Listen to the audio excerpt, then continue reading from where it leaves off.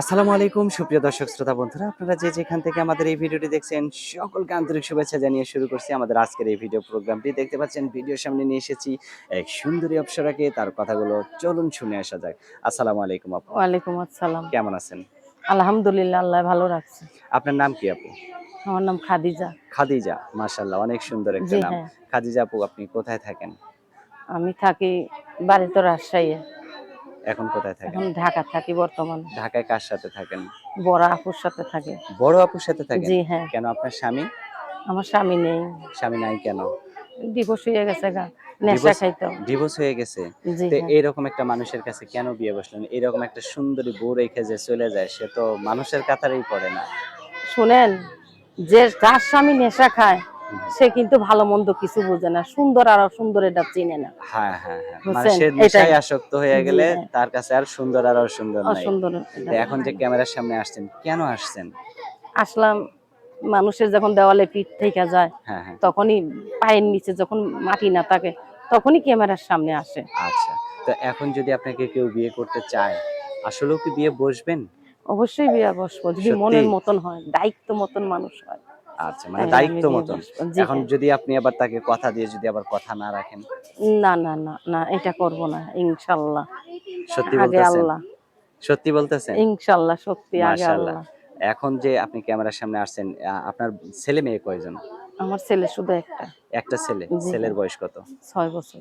ছেলে কি বাচ্চা কি আপনার ছেলের বাবা নিয়ে গেছে না আপনার কাছেই আছে? জি না, আমার কাছে আছে, আমি মাদ্রাসায় পড়াইতেছি। মাদ্রাসায় পড়াইতেছেন? জি হ্যাঁ, আমার যত মাশাআল্লাহ। কষ্টই হোক আমি বাচ্চারে উচ্চ শিক্ষিত বানাবো।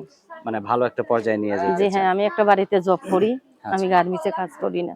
কেন গার্মেন্টস এ কাজ করেন না? করি না, মনে করো এই যেদিকে বাংলাদেশের মানুষও তো মনে করে জানেনই, মান সম্মান হইতে বড় জিনিস। হ্যাঁ, হ্যাঁ, অবশ্যই। পৃথিবীতে যদি মান সম্মান চলে যায়, কিন্তু টাকা দিয়ে মান সম্মান পাওয়া মানে যায় না ভাই। মান-সম্মান নিয়ে সেভ মতো থাকেন, যাতে কেউ আপনাকে কোনো উল্টাপাল্টা কথা না বলতে পারে। জি হ্যাঁ। মাশাআল্লাহ, অনেক সুন্দর কথা বলছেন। নামাজ কালাম পড়া হয়? হ্যাঁ ইনশাল্লাহ, আগে আল্লাহ কোরআন শরীফ পড়ি। মাশাআল্লাহ, অনেক সুন্দর। আলহামদুলিল্লাহ। এখন যে ভিডিওতে আসছেন, আপনার এই সুন্দর মুখটা যদি একটু কেউ ভিডিও কলে, ইমোতে দেখতে চায়, আপনি কি তাকে আপনার এই সুন্দর মুখটা দেখাইতে পারবেন? জি হ্যাঁ, দেখাইতে পারবো। মাশাআল্লাহ, অনেক সুন্দর।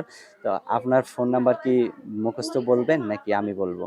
না, আমার মুখস্থই আছে। আচ্ছা, তাহলে বলেন, আমি হ্যাঁ, আমি আমার আস কিছুটা আপনার সাথে লেখাপড়া আছে তো এই কারণে আমি মাশাআল্লাহ, অনেক মুখস্থই সুন্দর। পারি। আচ্ছা, আচ্ছা, বলেন।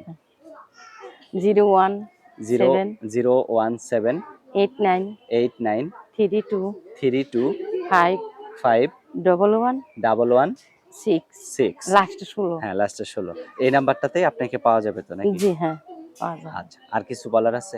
আর কিছু বলার আছে, দেশে বাহিরে যে যেখানেই আছে আমি তারে সালাম জানালাম, কিন্তু কেউ খারাপ কথা বলবেন না।